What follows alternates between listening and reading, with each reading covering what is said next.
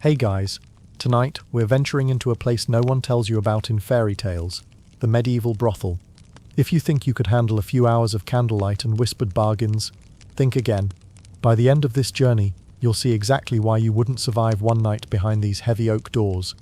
We'll peel back the tapestries, feel the chill of the attic above, and watch the madams quill tally debts by flickering candlelight. So if you're curious or a little brave, hit like and subscribe, but only if you're ready for a slow immersive history that lulls as much as it warns. Drop a comment with where you're tuning in from and what time it is in your corner of the world. I love knowing whose midnight or moonlit hour we share. Now, settle in, let the soft hum of your fan become part of the tale, and take a deep breath. Imagine the scent of straw and wax, the creak of floorboards underfoot, and the quiet authority of the madam's voice behind her ledger. This isn't a story of knights and glory, it's the harsh reality of survival in a world where comfort was a luxury, and every whisper could cost you more than you bargained for. Dim your lights, exhale the day's worries, and join me as we discover why one night here would be your last. Imagine yourself wandering just beyond the bustling marketplace, where the clatter of wooden carts and the bartering cries of vendors fade into a softer, more secretive hum. Here, the city's thoroughfares narrow into winding alleys lined by half-timbered houses, whose upper stories reach out like weary arms from either side.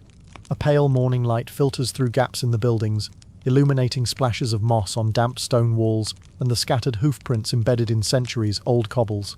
This is the urban hinterland, a hidden quarter where necessity and discretion entwine, forming the thin veil between survival and exposure. As you turn a corner, the scent changes. The rich aroma of roasting meat drifts over from the butcher's stall next door, mingling with a faint tang of fermenting hops from the tavern around the bend. Yet beneath these familiar odours, a subtler undercurrent persists.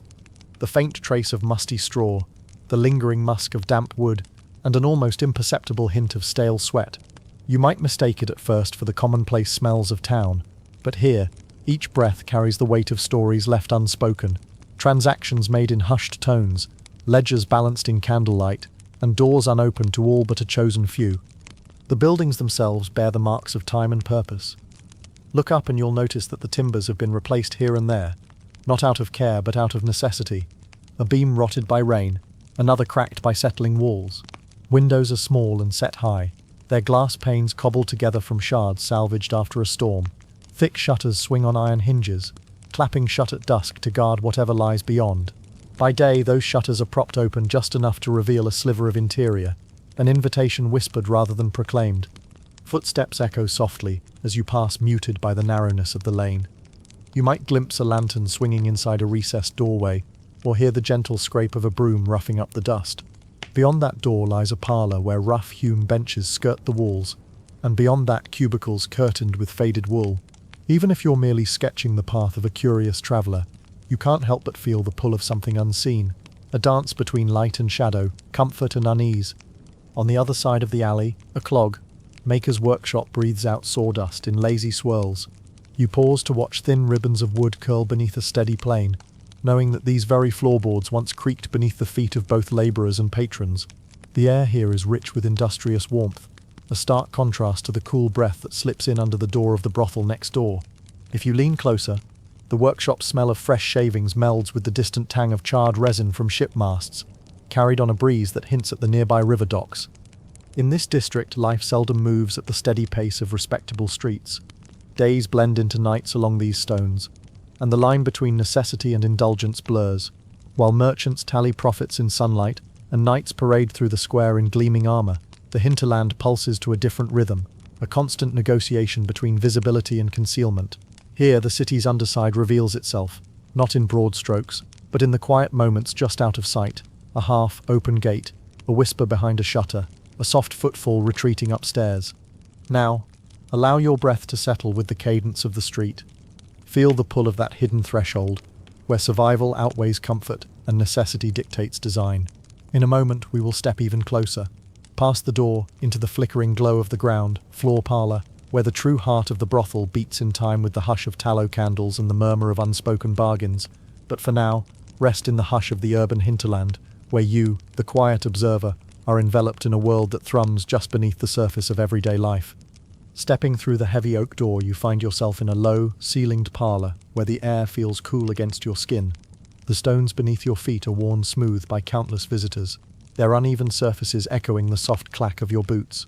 Scattered tallow candles set in iron sconces cast a golden glow, their flickering flames dancing across the rough-hewn benches lining the walls. These benches, carved long ago from local oak, bear the scars of time, indentations where elbows have rested, gouges where impatient feet tapped. Here, comfort is secondary to function. Every piece of furniture exists to serve a purpose, and yet in this austere simplicity there is a strange kind of quiet dignity. Beyond the benches, a squat table holds a chipped ceramic pitcher filled with diluted wine, thick with sediment that hints at hurried decanting. A stack of pewter cups sits nearby, each nicked and scratched from years of use. You imagine the hush that falls when a newcomer requests a private room, the madam's soft voice explaining the extra fee, and the gentle clink of coin sliding across the tabletop in exchange for passage deeper into this hidden world. The table's surface, scuffed by countless transactions, seems almost alive with history, each mark a silent testament to deals struck and promises both kept and broken. Venturing further, you notice narrow doorways set into the back wall, each draped with a heavy wool curtain the color of faded rust. Drawing one aside, you step into a cubicle barely larger than a closet. Inside, a mattress stuffed with straw sits on a simple rope frame, drooping in the center where bodies have lain and turned. The straw is coarse beneath your fingers, and as you push gently, you feel the uneven lumps that remind you how far this place is from any modern notion of luxury. The blanket draped over the edge is threadbare, its woven pattern blurred by too many washings, but to the women who depend on these cubicles, it offers a measure of privacy, and on rare occasions warmth. Ascending a steep, narrow staircase, you enter the attic chambers where the architecture feels even more constricted. The beams overhead slant at odd angles, forcing you to lower your head as you cross the room. 6 mattresses press close to one another, mattress after mattress, so that movement becomes a careful negotiation of limbs. Here the temperature drops, and the air grows still. A single lantern burns on a small ledge, its light barely reaching the far corner, where 2 women share whispered confidences before sleep. The hush is profound, broken only by the distant creak of floorboards as someone below arranges fresh straw or counts the night's earnings. In the corner of this shared chamber stands a small chamber pot, its glazed interior catching the lantern's glow. You sense the awkwardness of its presence, the inevitable mixture of necessity and embarrassment it brings. There is no dedicated privy here. Instead, each woman takes her turn, lifting the creaking lid with a soft sigh. Later, the soiled contents will spill into a larger cesspool outside, emptied by the night, soil cart at an hour when the neighborhood sleeps. That knowledge lingers, coloring the room with a faint unease that only dissipates with the promise of morning's fresh air. Before you retrace your steps, take a moment to inhale the combined scents of straw and tallow, of damp wood and well-worn linens. Feel the brush of wool against your fingertips as you touch a curtain's edge, and listen to the muted rhythm of lives lived in close quarters. In this brothel floor plan, every design choice, every drafty attic beam, every cramped cubicle reflects a world that values survival over comfort. Yet within these constraints you glimpse resilience, subtle exchanges of blankets, discreet nods of solidarity, and the steadfast glow of that single lantern. As you step back into the parlor's embrace, let the gentle hush guide you onward, deeper into a history woven from necessity and quiet endurance. The first light of dawn slips between the narrow gaps in the shutters, painting pale stripes across the worn flagstones of the parlor floor. With it comes a soft rustle, as the madam, or sometimes her eldest attendant, rises to unlatch the heavy windows. There is a deliberate quiet to this morning ritual, a momentary calm before the day's transactions begin. Candles, guttering from the night, are replaced with fresh tapers, benches are swept free of straw and dust, and the chipped table, where so many coins have clinked, is wiped down with a damp rag. By the time the sun's glow reaches the farthest corner, the house is ready to welcome its first visitors, the day workers, women who depend on the steady if modest trickle of local laborers rather than the erratic generosity of nocturnal travelers. These early hours are among the least crowded. A few drunks from the tavern next door wander in, hoping for companionship to steady their heads after a long night's carousing. Their coins are seldom polished silver. More often they bear the tarnish of constant use, rubbed dark by the rough hands of coopers and shoemakers. The madam greets them with measured patience, seating them on the benches and offering diluted wine, explaining, in a voice both soft and authoritative, the prices for a short visit or an hour behind the curtained cubicles. For the women of the morning shift, this is the routine, a brief blessing of whispered encouragement from the madam, a smooth exchange of coin, and then the weight of expectations as they step behind the curtain, their every movement governed by a strict timetable. As midday approaches, the ebb of labourers gives way to a lull. The madam oversees the tallying of the morning's earnings, her quill scratching deliberate loops across the parchment ledger. She counts coins one by one, labelling each entry with the name of a worker or the description of a private room fee, careful to note any tokens left in lieu of payment. In the hush of her private office, the ledger's pages feel sacred, each line a lifeline both for the house's livelihood and for the women whose shelter depends on the day's profits. Occasionally, a client who misjudged his funds will beg for credit, offering a brooch or a carved wooden token as collateral. The madam nods, adding a discreet note in the margin, token held, payment due next moon. With the afternoon light growing warmer, the house undergoes its second shift change. Women who began at dawn retreat to a narrow attic chamber to rest, while a fresh cohort descends the staircase, some stepping lightly in new shoes borrowed for the night, others steadying themselves with the last of a meagre meal. These night workers are chosen for their youth or ability to secure a wealthier patron. The madam orchestrates this rotation with the precision of a seasoned captain, ensuring each woman has an opportunity to earn her share while preventing congestion in the parlor. Breaks are a luxury seldom afforded.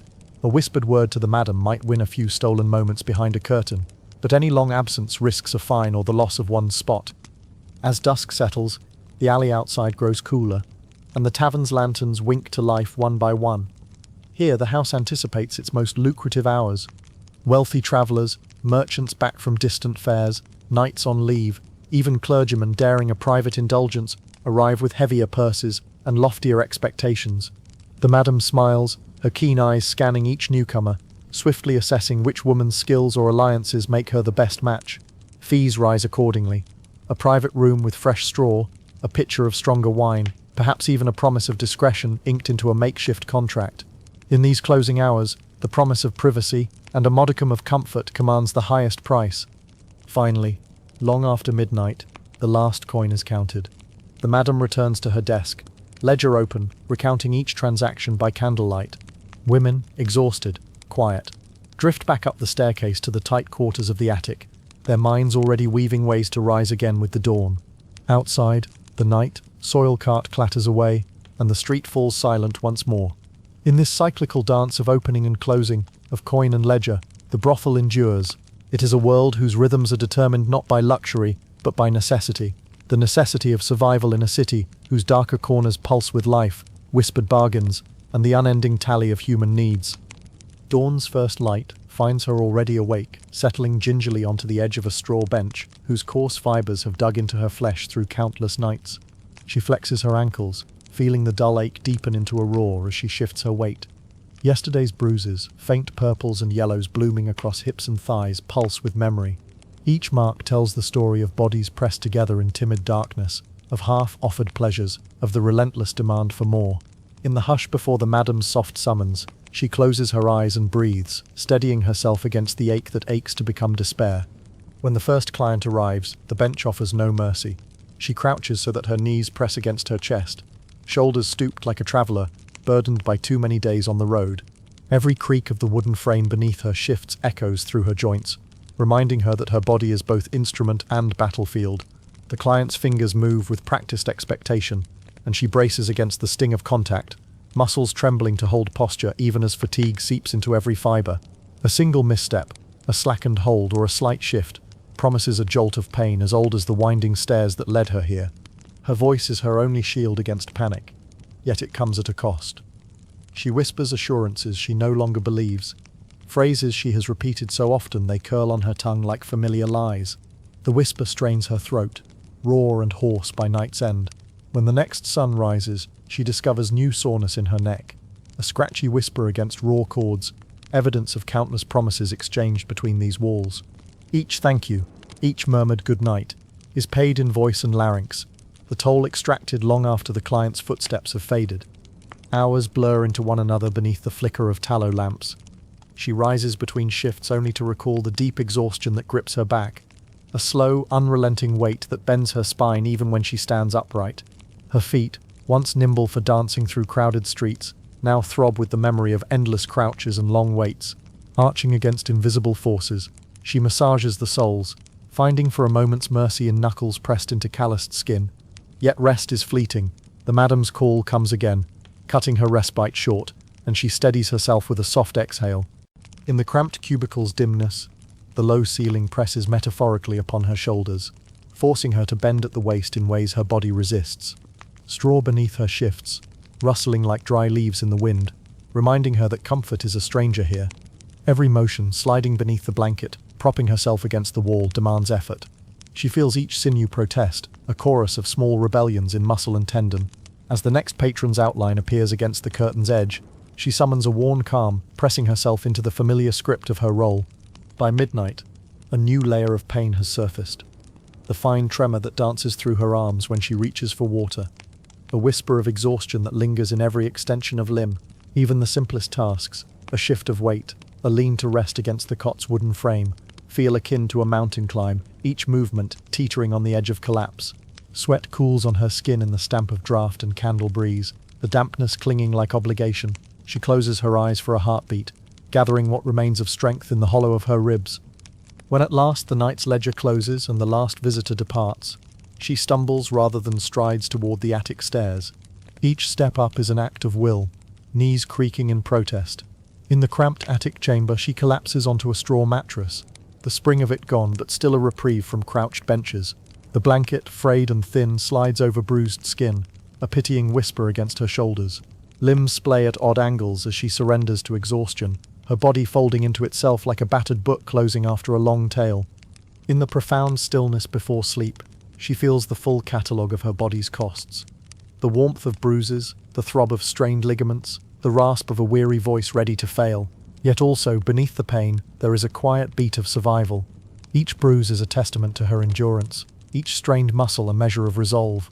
As exhaustion finally claims her, she drifts not into oblivion, but into a fragile peace, a brief healing that will vanish with dawn's first light, when the brothel's demands stir her once more. Now, let us meet the figure who ruled this modest domain. Imagine her perched behind a stout wooden desk, quill in hand, eyes sharp despite the lamplight's dance across her features. The madam balanced empathy with stern resolve, for in her hands rested both the livelihoods and the safety of those under her roof. At the heart of the brothel's hum, there sat a sturdy oak desk whose scratched surface bore witness to countless negotiations. Ledgers opened and closed, and the soft tap of a quill that never truly rested. This desk belonged to the madam, the unspoken ruler of this clandestine realm, whose authority extended beyond the thick door and into every corner of the house. From dawn's first pale light to the wane of midnight's shadows, she reigned without flourish, overseeing the intricate choreography of commerce and survival that unfolded under her careful gaze. Morning found her seated in a small, windowed alcove off the parlor, where her day began not with leisure, but with the deliberate act of counting. Each coin, copper, silver, and the occasional gilded piece, passed through her fingers, its weight measured not merely in value but in promise. These coins funded straw for mattresses, replenished the stock of candles, and ensured the daily ration of soap, that rarest of luxuries. As she worked, the attic shutters cast slender bars of light across her ledger, guiding her quill as she recorded every price. The modest rate for a quick visit in the morning, the higher fee for an hour behind curtains, and the steep sum for a private room at night. In her careful bookkeeping lay the house's lifeblood. Her role did not end at tallying coins. She was the architect of supply chains in miniature. Twice a week she walked the uneven cobbles to the nearby baker's stall to secure loaves of coarse rye bread, sharing a cordial nod with the baker in exchange for fair credit. On market days, she bargained for jugs of wine, half full of heat, stung vintage, half tainted by sediment, promising prompt payment at the month's end. When soap grew scarce, she slipped through back alleys to find a merchant who trafficked in imported olive oil soaps, trading favors or a share of her nightly earnings for a small box of fragrant bars. In every transaction, she balanced scarcity and demand, weaving a network of suppliers whose cooperation ensured the house's continued operation. Staffing the establishment required equal finesse. The madam maintained a roster that mingled experience with ambition. She welcomed seasoned women whose steady hands and patient smiles drew reliable patrons, while also nurturing newcomers eager to prove themselves. Under her watchful eye, each worker learned to time her visits, to measure words and gestures as carefully as misers measure out wine. Should a woman falter arriving late or insulting a client, or failing to keep her cubicle tidy, the madam delivered correction with quiet efficiency.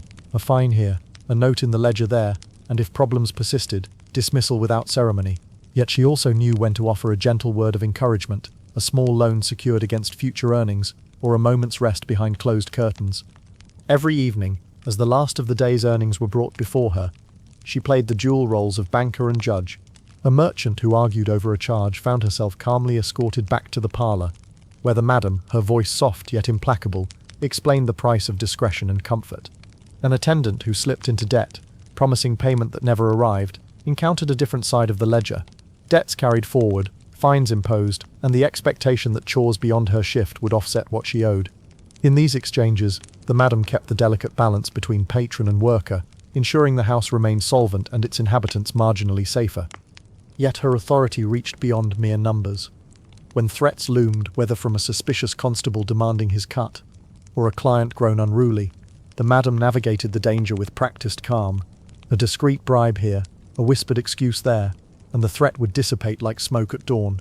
She maintained coded messages with the local watch, notifications of unusual visitors or late-night troubles passed silently between them, preserving a fragile peace.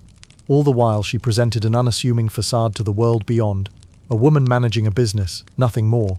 But behind her steady composure lay a mind attuned to every risk, every opportunity, and every subtle shift in power that could tip her carefully maintained order. In the close quarters of the brothel, the madam's role as business manager blended into that of protector and strategist. Her ledger held not just tallies, but the narratives of each day's survival. And when candles guttered low, and the last of the patrons had slipped away, she sat once more at that oak desk, quill in hand, charting a course through debts and dreams, ensuring that, come dawn, this world of survival would rise again, pulled to life by the quiet authority of her measured hand.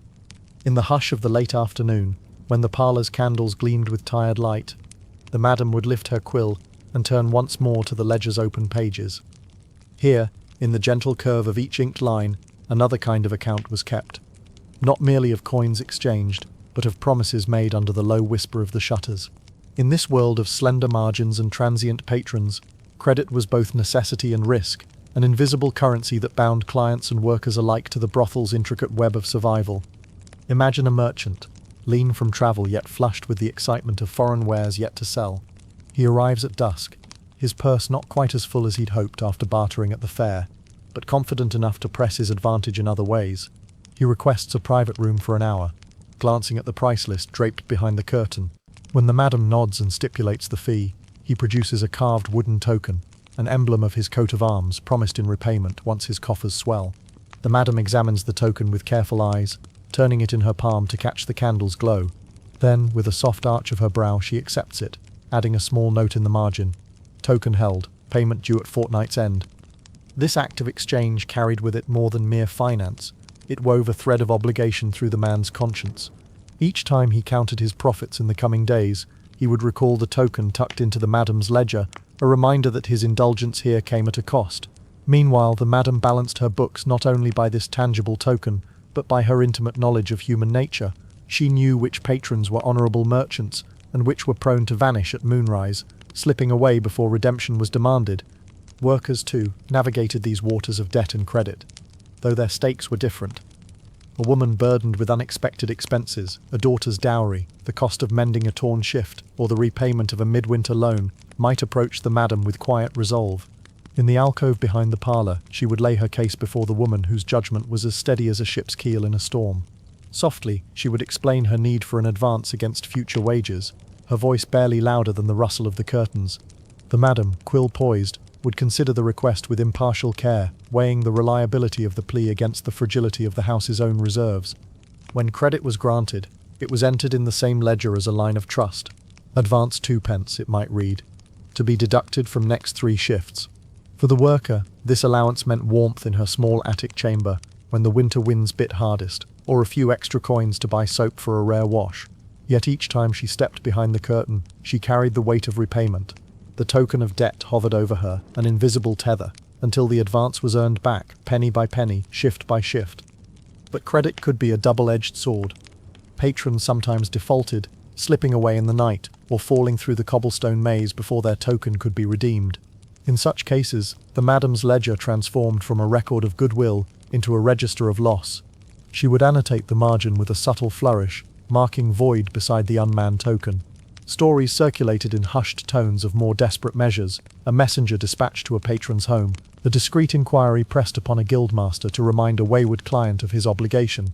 Yet these actions were taken sparingly, for each pursuit risked drawing unwanted attention to the brothel's dealings. When a worker's debts piled too high, the madam's hand grew firmer. She might require the woman to work extra hours without pause, cleaning the parlor by candlelight or carrying fresh straw up the winding stairs. In more severe cases, a fine might be levied, a week's wages surrendered to settle an outstanding advance, leaving the worker to subsist on the generosity of small coins left for her own meals. Through each of these trials, the brothel's hierarchy remained intact, the madam as arbiter, the ledger as both shield and sword, and all within its pages bound together by the fragile trust of credit. As night deepened and the final candle guttered low, the madam would close the ledger with a sense of quiet resolve. Debt and credit, she knew, were the hidden currents that kept her house afloat. In the hush that followed, she would glance toward the attic chambers, where women slept under rough blankets, dreams mingling with the soft chant of the night, and in that moment, the ledger, filled with promises both honored and broken, stood as a testament to the precarious balance of survival in a world where comfort was rare and necessity reigned supreme. Within the hush of the brothel's thick walls lay another, subtler domain ruled by the madam, that of law and order, while affixing a coin's value to whispered indulgences kept the house afloat. Maintaining peace amid its cramped chambers required a different kind of authority, one that blended discretion with an unyielding insistence on obedience. In this realm, the madam moved like a shadow. Her presence felt more than seen, her word carrying the weight of iron even as her voice remained soft. Under her watch, the brothel became a microcosm of society itself, complete with its own statutes and enforcements, each designed to safeguard the delicate balance between shelter and exploitation. Each morning before the first customer arrived, the madam convened her circle, sometimes only 2 or 3 women at first light, behind the parlor's heavy wooden door. In gentle tones that brooked no argument, she restated the rules that bound everyone under her care: respect among workers, no theft or deceit, and above all, no violence against one another or against a client. Her rules were not written on parchment for all to see, but were instead recited aloud, the familiar cadence of her voice serving as a reminder of the order that underpinned their fragile sanctuary. Infractions were catalogued not with cruelty but with precision, a whispered warning for a first offence, a small fine deducted from the next shift's earnings for a second, and if necessary, temporary confinement to the smallest cubicle until restitution was made. In each measured consequence, the madam revealed her belief that structure, however austere, was preferable to chaos. Beyond the walls of the brothel, the madam maintained a wary rapport with the city's constables and watchmen. These officials, tasked with upholding the town's formal statutes, regarded her establishment as a tolerated vice rather than an outright crime. She paid her annual levy promptly, and on market days, a discreet cup of wine might find its way into a constable's hand, ensuring that raids were announced in advance or quietly postponed. When a particularly zealous officer threatened to break down the door in search of contraband or to arrest a disorderly patron, the madam met him at the threshold, offering explanations, apologies, and, when courtesies failed, a modest bribe pressed into a palm. Through these transactions, she wove a protective net around the brothel, keeping the threat of official intervention at bay while preserving the illusion of legality. Disputes, no matter how minor, were handled with the same calm authority. If a client accused a worker of deception, claiming she had overcharged or failed to fulfill a promise, the madam summoned both parties to the parlor's table. There, with candles guttering low, she listened to each story in turn. Neither side dared to raise a voice. The hush in the room felt absolute, as though even the rough beams overhead leaned in to catch her ruling. With a gentle nod, she would deliver her verdict: a refund here, an apology there, or in more complicated cases, a private session under her supervision to smooth ruffled feathers. By placing herself between patron and worker, she reinforced a sense of shared accountability, reminding both that their livelihoods depended on mutual trust. When conflicts arose among the women themselves, a stolen token, a broken promise of watchful sisterhood, or an insult uttered in the dark, the madam's role shifted from arbitrator to guardian. She did not flinch from meting out punishment when solidarity shattered. A worker might find herself barred from the parlor for a night, or compelled to scrub the floor's flagstones until dawn's light. Yet she was never cruel. Her reprimands were carefully measured to teach rather than terrify, her aim always to restore unity, rather than sow further discord. In the aftermath of such episodes, she encouraged reconciliation, often over a shared cup of weak wine, reminding her staff that the house's strength lay in their solidarity, however fragile. As the final candle burned low and the parlor emptied for the night, the madam returned to her private alcove, her ledger closed but her vigilance unending.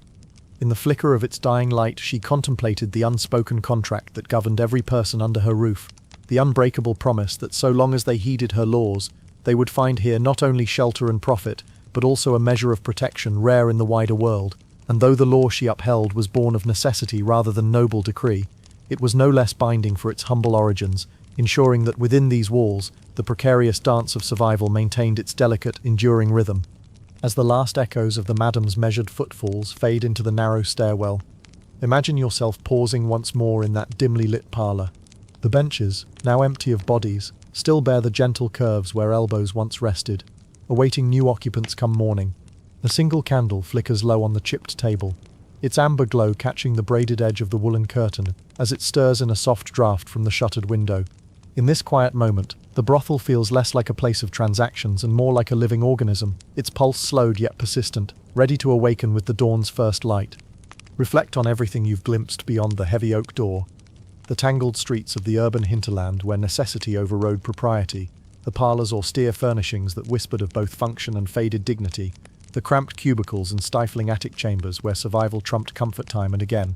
Each space carried its own story, scripted by the countless hands that swept the floors, filled the pitchers, and tended to the flickering candles. And at the center of it all stood the madam, her quill and ledger, the instruments of both order and survival in a world that prized neither. Yet, while the iron-bound ledger and curtained cubicles anchored the brothel's daily life, it is the hushed rhythms that linger longest in the mind. Think of the careful sweep of the broom before dawn, clearing straw and dust in reassuring arcs. Recall the gentle creak of ropes under straw mattresses, a quiet symphony heralding another night of whispered bargains and hushed confidences. Here, too, the soft murmur of voices in the attic, soft laughter shared between women forging solidarity in cramped quarters, or the solemn hush of rest after exhausting hours of vigilance and labor. These moments, fragile and fleeting, form the true tapestry of the place, threads of resilience woven through the ever-present struggle to endure. In the madam's hands, you witnessed not only the mechanics of profit but also the art of balance. She orchestrated supply chains, negotiated debts, and administered calm discipline, so that, beneath the flicker of candlelight, the house could persist. Her role transcended that of a mere manager. She was guardian, mediator, and strategist. Under her measured gaze, the brothel became more than a shelter for flesh and coin. It became a sanctuary of last resort. However rough-edged, for those caught between societal scorn and the desperate need for shelter. And yet, with every strategy she devised, there was an undercurrent of fragility. The ledger's promises of credit carried the risk of unredeemed tokens. The hushed alliances formed in attic chambers could fray under the weight of debt. The madam's negotiated peace with local authorities hung on the tension between bribe and betrayal. It is this tension that defines the brothel's essence, a precarious equilibrium maintained by whispered negotiations, careful subterfuge, and the unspoken understanding that each participant, patron, worker, and madam alike was bound by the same delicate threads of necessity. As you stand in the lingering half-light, consider how these hidden corners of history reflect wider truths about human endurance. Here, comfort was a luxury few could afford, yet compassion and solidarity flickered in unexpected places. If survival dictated every worn plank and every cautious transaction, it also inspired moments of quiet humanity. A shared blanket retrieved from the parlor, a whispered word of reassurance before a shift, a gentle nod when dawn brought an exhausted companion back from the night's labors. These gestures, small as candle flames, cast a warming glow against the chill of necessity. Soon, the first birds will call in the alley beyond these walls, and the madam will rise again, ready to unlatch shutters and commence the daily choreography of sweeping, tallying, and guiding weary feet behind those muted curtains. But before we follow her lead, take a moment among the shadows of this parlor to breathe deeply, to let the hush settle around you like a soft cloak. Feel the rhythm of the house in your chest, the pause between breath and heartbeat, the gentle thrum of a world sustained by quiet determination. In our next chapter, we will turn our attention to the hidden hazards that thrive in this hush, the diseases that lurked in straw and shared linens, the vermin that crept along rafters, and the stench that no cloth could fully mask. We will learn how the women coped with illness and infestation, how the madam managed outbreaks, and how survival once more triumphed over comfort in the face of filth and fever. But for now, allow your mind to drift in this candlelit silence, resting in the knowledge that even in the bleakest corners of history, the human spirit finds ways to endure. As you linger in the hush of the brothel's worn parlor, let the echoes of tallying coins and curtained negotiations fade into a slower, more primal rhythm.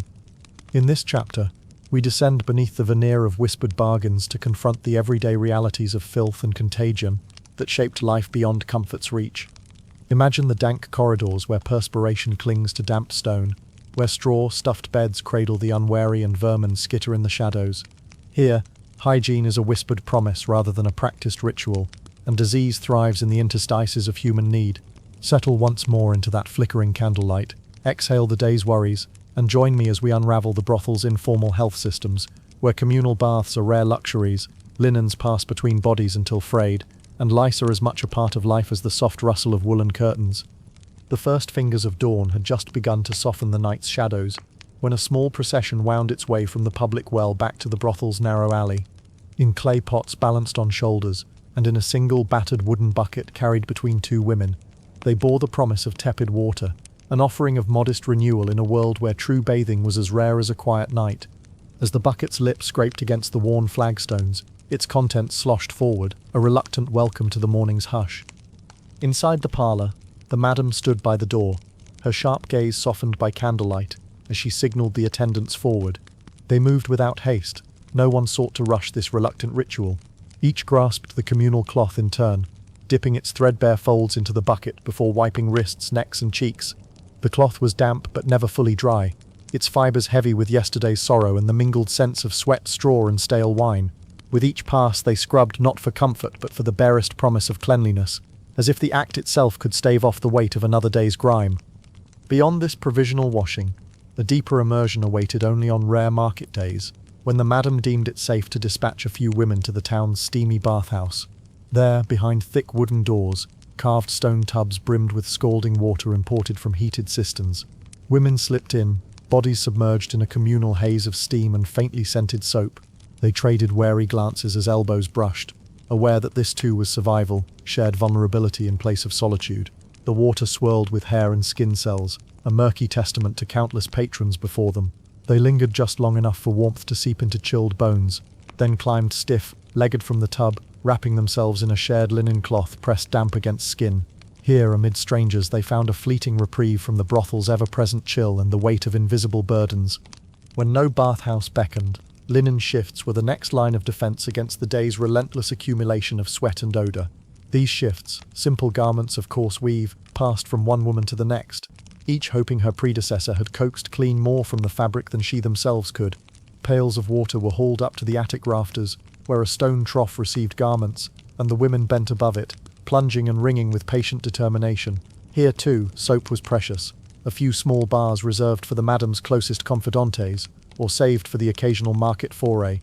The washing water, once clear, turned a muddy brown within moments, and the women scrubbed until knuckles ached, coaxing residue from threads that never fully yielded. Where soap failed, they turned to ashes and animal fat. A handful of cold ash, rubbed into damp skin, lifted layer upon layer of filth, while softened fat soothed raw patches. The mixture smelled of hearth smoke and slaughterhouse, clinging to hair and flesh like a stubborn shroud. Ratcheting combs through tangled locks was another necessary torment. Each pass plucked away lice and their nits, though countless more scurried free to re-establish dominion. In every stroke of bristle against scalp, the women accepted an uneasy truism that their bodies belonged as much to disease and decay as to survival. In the small hours when illness swept through the house, the madam's informal infirmary stirred to life. Poor souls with fevers received thin broths of hot water steeped with rue or yarrow, litres drained in hopes of drawing out the fever's sting. Linen cloths soaked in cool well water were pressed to foreheads slick with sweat, and prayers were murmured as readily as prescriptions. If a cough rattled like dry tinder in a winded chest, a tincture of balsam or a spoonful of bitter distillate offered a momentary lull, its acrid tang a small consolation. Yet such remedies were stopgaps, fragile as the linens that hung fraying in the attic's draughts. By mid-morning, the ritual of cleanliness had done its hushed work. Bodies scrubbed, linens wrung and hung, simple remedies dispensed. The women readied themselves for another cycle of hushed negotiations and curtained encounters. Though true comfort remained out of reach, each reluctant wash and every share of damp cloth stitched them together in a communal tapestry of endurance. In this world, the smallest act of washing was both defiance and concession, a quiet rebellion against decay, and a humble acknowledgement of its inevitability. As you breathe with the rhythm of their slow, deliberate movements, prepare now to follow the faint murmur of herbal remedies and whispered prayers that sustained them when sickness took hold. As the sun edged higher, casting pale gold across the brothel's narrow parlor, the madam would retreat to her private alcove, a low-ceilinged nook tucked behind heavy draperies. Here she maintained a small chest of supplies, so precious that its contents were guarded like treasure. Inside lay the house's limited stock of soap, a handful of olive oil bars smuggled from distant markets, and tiny cubes of lye, hard fat rendered from tallow. Each piece was wrapped in coarse linen and marked with a simple scratch of the madam's knife to denote its allocation. Soap, she knew, was more valuable than a stable income, a rare balm that could chase away grime, ward off infection, and for a moment offer the illusion of dignity. Each morning she measured out slivers of soap to the day's workers, carefully balancing the needs of the women against the house's dwindling reserves. A curious hierarchy emerged. The eldest and most skilled attendants received the first portions, their seasoned bodies more vulnerable to the chill of raw winter air and the relentless wear of straw mattresses. Younger women, hardier of skin, waited their turn, wiping palms and necks instead with plain cloth and ash. Those who fell ill drew upon a small emergency stash, but such indulgence came with a tacit warning. Ill health depleted the house's coffers, and in necessity, the madam might call upon her charges to repay the kindness in kind by forgoing a night's rest or tending to the floors long after the last candle had guttered. Soap alone could not keep at bay the threats of fever and infection, so the madam supplemented her chest with a modest apothecary's kit. In a narrow wooden box she stored dried plants and roots, stalks of yarrow, whose feathery leaves held fever at bay, sprigs of lavender, prized for its faintly sweet scent and reputed power to soothe frayed nerves, and a handful of comfrey, whose leaves, crushed into a poultice, offered solace to aching limbs. Each morsel of herb was weighed by hand, a pinch for one poultice, a spoonful for a bitter brew. Labels, tiny slips of parchment tied with string, bore hastily scrawled instructions. Steep 3 pinches of yarrow in a cup of boiling water for 10 minutes. Apply comfrey paste to swelling, and cover with a spare shift. Inhale lavender oil to calm coughing fits. When a woman's cheeks burned with fever, she was guided to a small side room, where a low stool waited beside a basin of steaming water. The madam crushed fresh yarrow leaves between her fingers, releasing their sharp, apple-like aroma, and steeped them until the water darkened like pale straw. The patient bent over the basin, inhaling the fragrant steam until tears pricked her eyes, and then sipped the infusion as it cooled, bitter, astringent, yet strangely comforting. In the hush of that room, the feverish might drift into hazy repose, lulled by the herb's promise of relief and the soft touch of the madam's careful hand. For skin maladies, sores that turned raw against coarse shifts or rash that crawled across flesh like a living itch, the madam mixed a paste of comfrey and rendered fat, its texture like cold porridge. She applied it in gentle rounds, each dollop a cooling layer against burning flesh. The women accepted this ministrations with stoic grace, aware that any tenderness was a borrowed kindness in a world seldom gentle. When infections proved stubborn, the madam reached for her smallest vial, a distilled vinegar infused with rosemary and thyme. She dabbed the liquid at the edges of sores, its sting a small price to pay for the promise of halted spread. Yet not all remedies rested on plants alone. When superstition wove its threads through the tavern gossip, they turned to whispered prayers and ritual fumigations. At dusk, the madam might burn sprigs of rosemary in an iron bowl, the fragrant smoke curling toward low rafters as women inhaled the scent and murmured quiet invocations. Some believed that the rising smoke carried disease away like a thief in the night. Others simply found comfort in the shared ritual.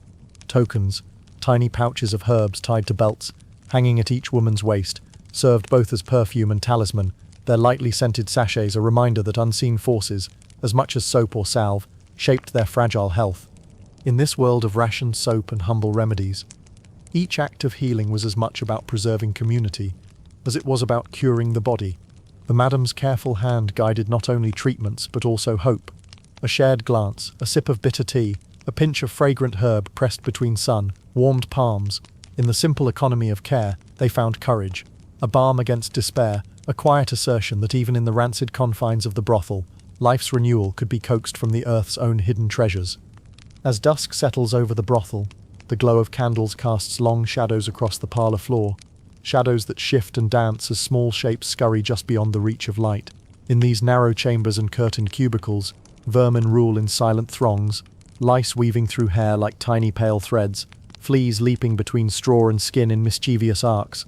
and bedbugs slipping along mattress seams beneath the weight of exhausted bodies. These creatures are as much tenants of the house as its human inhabitants, bound to this realm by necessity and neglect. In the soft hush before closing time, the women gather in the attic chamber, forming a loose circle around a flickering lantern. One by one they part tangled hair with gentle fingers, seeking out the minute nests of lice and their clustered nits. The ritual is methodical and time-worn. Each combing stroke dislodges a flea or unearths a louse egg, which they pinch between nail and thumb before dropping it into a shallow bowl. The sound, an almost imperceptible snap, carries weight in the silence, a small triumph over relentless infestation. Yet even this communal effort can feel futile. As combs scratch through sun-bleached strands of hair, new lice emerge from hidden crevices, hatched while bodies slept. Fleas, too, betray no loyalty to the women. They spring free from the straw mattresses, sending soft pinpricks of irritation across exposed ankles. Some women stamp their feet lightly, dislodging the boldest insects, while others place handfuls of dried rosemary into stained cloth packets, tucking them beneath pillows in the hope that the herb's pungent perfume might repel their tiny adversaries. Every surface tells a tale of invasion. The coarse woolen curtains that divide cubicles bear tiny dark flecks, signatures of insects at work. Straw mattresses sink where bodies pressed, their woven layers softened by months of hidden traffic.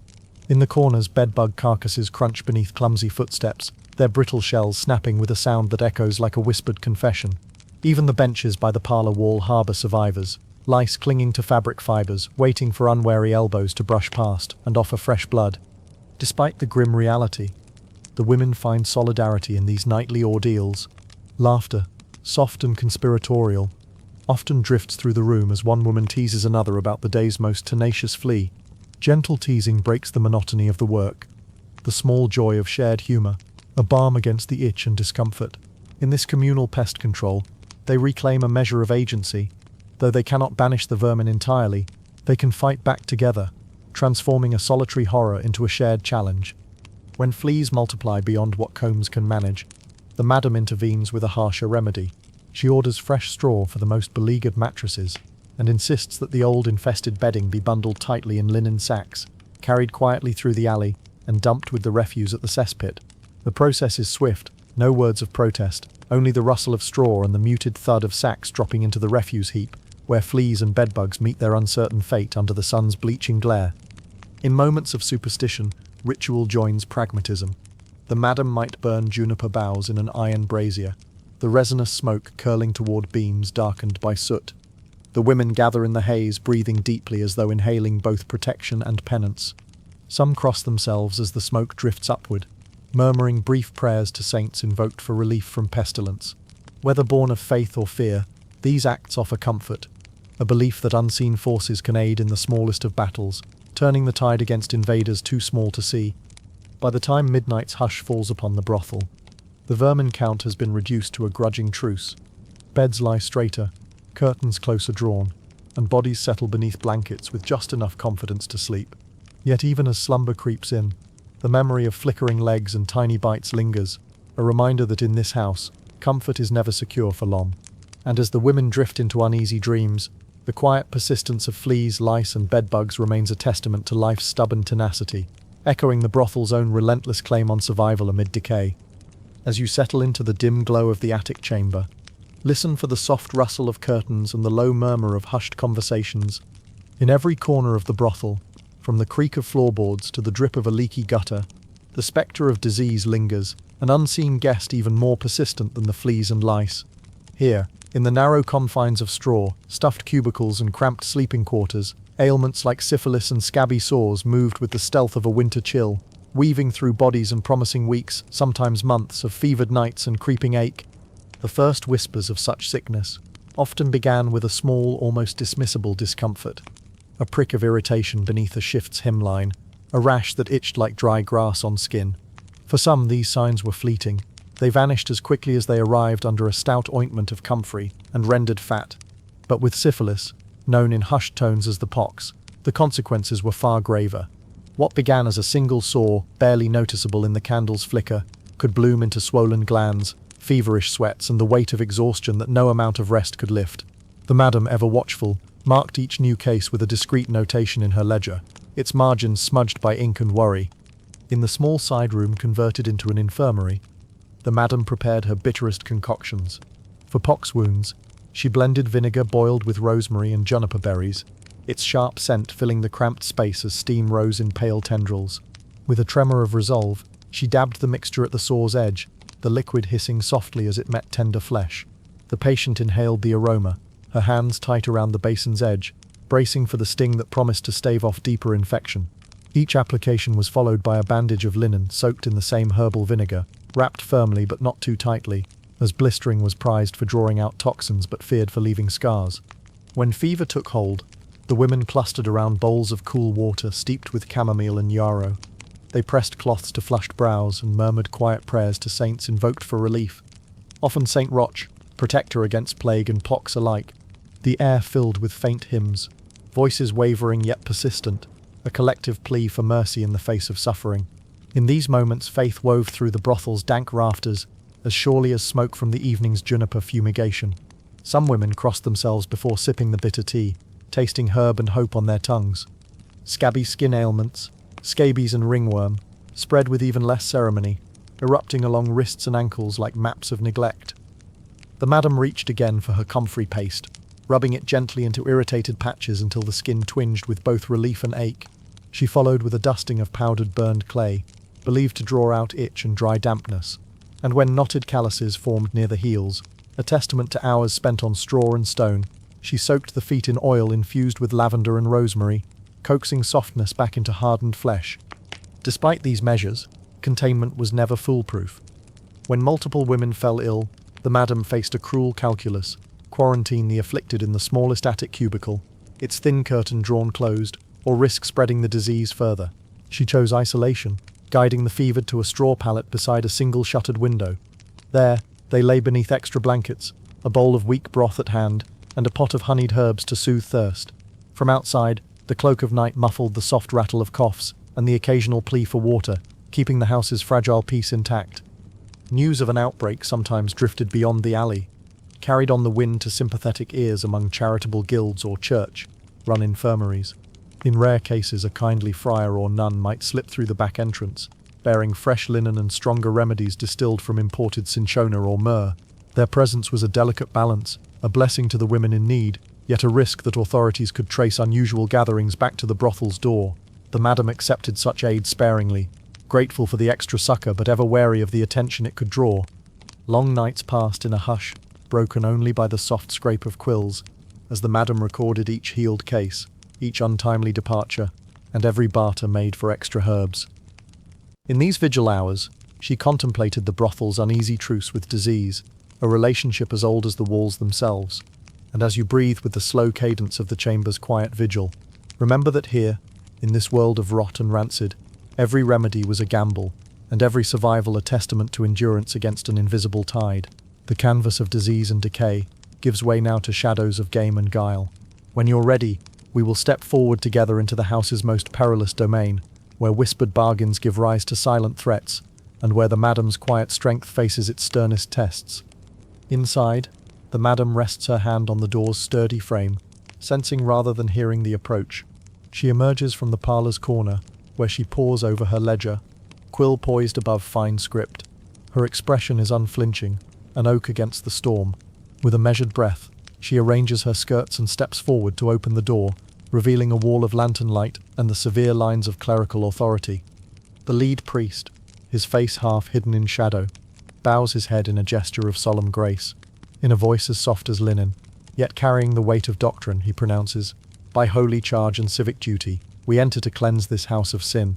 Produce your women for penance, and let confession atone for the transgressions hidden behind these walls."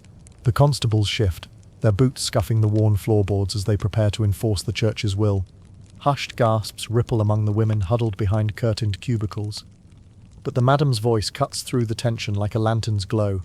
"Welcome, Reverend Father," she murmurs, inclining her head with the courtesy of a practiced diplomat.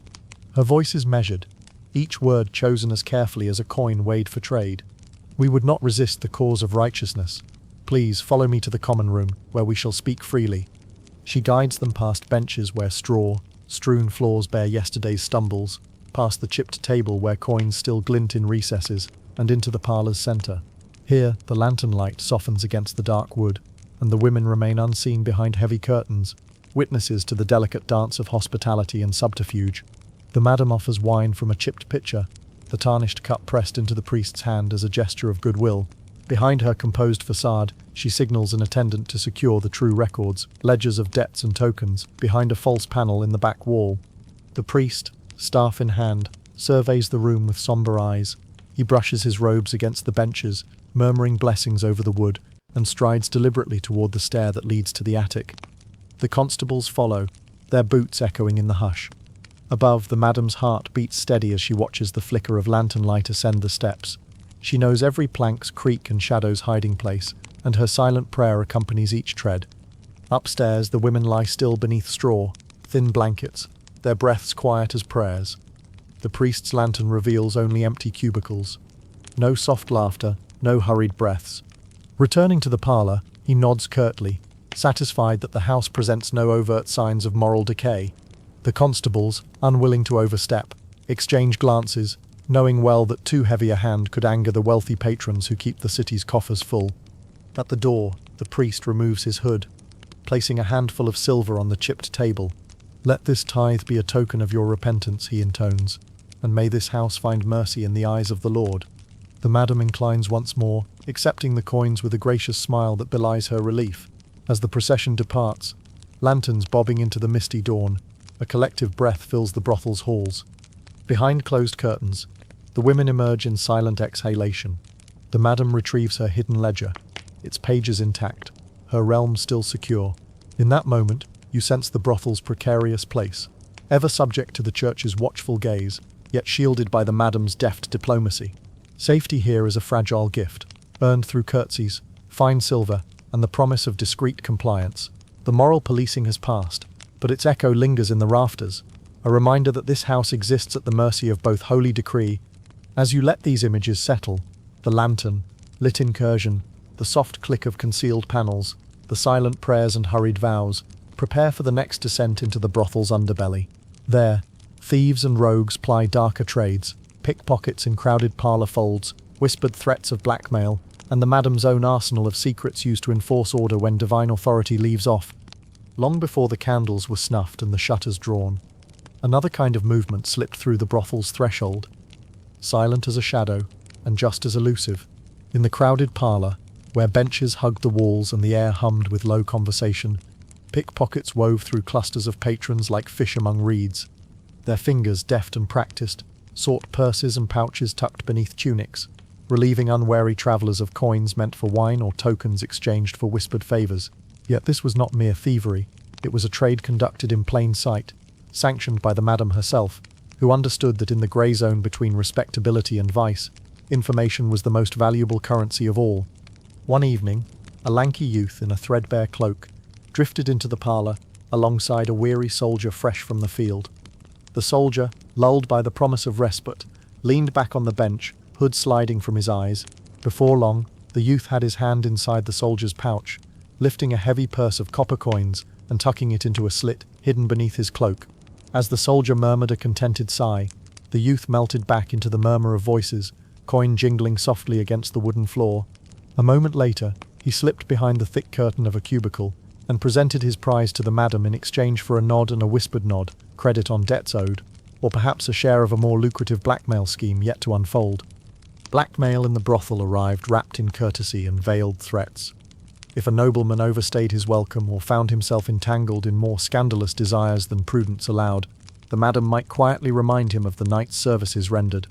A folded parchment slipped beneath a heavy door could list illicit rendezvous in precise detail. The time, the threat was unspoken but stark. Pay again, or find your reputation unraveled in courtly whispers and tarnished in the eyes of your peers. More than once a panicked retainer arrived at dawn, gold in hand, begging that no letter leave the brothel's walls. Each such payment padded the house's coffers and fortified the madam's strategic advantage. Extortion extended beyond patrons to local merchants and watchmen. A baker whose daughter had been caught sneaking scraps to the women in the attic might receive a stern visit. "Consider this a modest tip," the madam would purr, producing a small satchel of silver. "Ensure your workers remain quiet when they see our lanterns lit late at night." To the baker it was a simple choice. Compliance bought peace and silence, while refusal invited rumors that could sour his trade. In the intricate dance of bribes and threats, the madam guided each step with a steady hand, maintaining the brothel's uneasy immunity from the petty extortions that plagued less well-connected businesses. But the madam's true power lay in her intelligence network, woven from overheard gossip and discreet confidences. Spies, sometimes other brothel workers, sometimes beggars camped in the alley, passed her scraps of information. Which constable coveted an extra share, which guildmaster harbored a secret debt, which nobleman feared exposure. Each piece of gossip became a thread in a tapestry of leverage. When a patron questioned a charge, or threatened to depart without settling his bill, the madam tapped her ledger, consulted her private notes and replied with calm precision, "I have records of your visits, accurate to the minute. I trust you wish to keep them confidential." Invariably the patron complied, offering coin or another token of discretion. In this world, trust was less a virtue than a commodity, and loyalty was measured in marked tokens and whispered assurances. The room's open laughter and gentle teasing masked a darker undertow. Everyone here held power over someone else's secret. Even the most brazen criminal knew better than to act without the madam's blessing, for she held sway over the house's undercurrents. With one raised eyebrow, she could turn friend to foe. With one folded purse, she could tip the balance of influence in her favor. As you draw back from these shadowed dealings, imagine the hush that follows a pickpocket's departure, the flicker of candlelight revealing only empty benches and unknowing clients. Feel the weight of unseen transactions, promissory notes passed beneath hemmed curtains, silent vows extracted in the hearth. Light, in raiders' rogues and the rule of the madam, you have witnessed how survival hinged, not only on coin and commodity, but on the wielding of secrets and the artful orchestration of fear. In our next chapter we will confront the brothel's brawliest guardian and the threats that required muscle rather than guile, as we step into the world of violence, dogs, and the uneasy promise of safety. Before the first cockcrow, when the alley's mist still clings to the cobblestones like a whispered secret, a procession moves with deliberate silence. Lanterns bob in the hands of stern-faced priests, their black robes brushing against rough walls as they approach the brothel's squat wooden door. Behind them, constables in woolen cloaks carry stout staves and iron restraints, the instruments of earthly judgment that accompany the Church's divine mandate. In this grey hour between night and dawn, virtue and vice collide in a ritual as old as the city itself. Inside, the madam rests her hand on the door's sturdy frame, sensing rather than hearing the approach. She emerges from the parlor's corner where she pores over her ledger, quill poised above fine script. Her expression is unflinching, an oak against the storm. With a measured breath, she arranges her skirts and steps forward to open the door, revealing a wall of lantern light and the severe lines of clerical authority. The lead priest, his face half hidden in shadow, bows his head in a gesture of solemn grace. In a voice as soft as linen, yet carrying the weight of doctrine, he pronounces, "By holy charge and civic duty, we enter to cleanse this house of sin. Produce your women for penance, and let confession atone for the transgressions hidden behind these walls." The constables shift, their boots scuffing the worn floorboards as they prepare to enforce the Church's will. Hushed gasps ripple among the women huddled behind curtained cubicles. But the madam's voice cuts through the tension like a lantern's glow. "Welcome, Reverend Father," she murmurs, inclining her head with the courtesy of a practiced diplomat. Her voice is measured, each word chosen as carefully as a coin weighed for trade. "We would not resist the cause of righteousness. Please, follow me to the common room, where we shall speak freely." She guides them past benches where straw-strewn floors bear yesterday's stumbles, past the chipped table where coins still glint in recesses, and into the parlor's center. Here the lantern light softens against the dark wood, and the women remain unseen behind heavy curtains, witnesses to the delicate dance of hospitality and subterfuge. The madam offers wine from a chipped pitcher, the tarnished cup pressed into the priest's hand as a gesture of goodwill. Behind her composed facade, she signals an attendant to secure the true records, ledgers of debts and tokens, behind a false panel in the back wall. The priest, staff in hand, surveys the room with somber eyes. He brushes his robes against the benches, murmuring blessings over the wood, and strides deliberately toward the stair that leads to the attic. The constables follow, their boots echoing in the hush. Above, the madam's heart beats steady as she watches the flicker of lantern light ascend the steps. She knows every plank's creak and shadow's hiding place, and her silent prayer accompanies each tread. Upstairs, the women lie still beneath straw, thin blankets, their breaths quiet as prayers. The priest's lantern reveals only empty cubicles, no soft laughter, no hurried breaths. Returning to the parlor, he nods curtly, satisfied that the house presents no overt signs of moral decay. The constables, unwilling to overstep, exchange glances, knowing well that too heavy a hand could anger the wealthy patrons who keep the city's coffers full. At the door, the priest removes his hood, placing a handful of silver on the chip table. "Let this tithe be a token of your repentance," he intones, "and may this house find mercy in the eyes of the Lord." The madam inclines once more, accepting the coins with a gracious smile that belies her relief. As the procession departs, lanterns bobbing into the misty dawn, a collective breath fills the brothel's halls. Behind closed curtains, the women emerge in silent exhalation. The madam retrieves her hidden ledger, its pages intact, her realm still secure. In that moment you sense the brothel's precarious place, ever subject to the church's watchful gaze, yet shielded by the madam's deft diplomacy. Safety here is a fragile gift, earned through curtsies, fine silver, and the promise of discreet compliance. The moral policing has passed, but its echo lingers in the rafters, a reminder that this house exists at the mercy of both holy decree and worldly pragmatism. As you let these images settle, the lantern, lit incursion, the soft click of concealed panels, the silent prayers and hurried vows, prepare for the next descent into the brothel's underbelly. There, thieves and rogues ply darker trades, pickpockets in crowded parlor folds, whispered threats of blackmail, and the madam's own arsenal of secrets used to enforce order when divine authority leaves off. Long before the candles were snuffed and the shutters drawn, another kind of movement slipped through the brothel's threshold, silent as a shadow and just as elusive. In the crowded parlor, where benches hugged the walls and the air hummed with low conversation, pickpockets wove through clusters of patrons like fish among reeds. Their fingers, deft and practiced, sought purses and pouches tucked beneath tunics, relieving unwary travelers of coins meant for wine or tokens exchanged for whispered favors. Yet this was not mere thievery. It was a trade conducted in plain sight, sanctioned by the madam herself, who understood that in the grey zone between respectability and vice, information was the most valuable currency of all. One evening, a lanky youth in a threadbare cloak drifted into the parlor alongside a weary soldier fresh from the field. The soldier, lulled by the promise of respite, leaned back on the bench, hood sliding from his eyes. Before long, the youth had his hand inside the soldier's pouch, lifting a heavy purse of copper coins and tucking it into a slit hidden beneath his cloak.